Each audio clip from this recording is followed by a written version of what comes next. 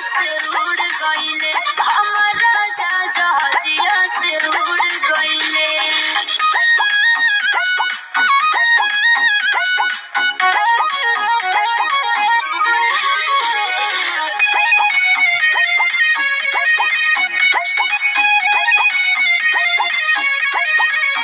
कैसे काटब बिना उनके रतिया, इहे सोची त धड़केला छतिया।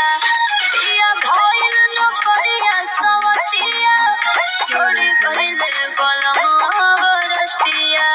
बड़े पैसे के पीछे उ पागल हो, कारखाना में होई है उजागल हो।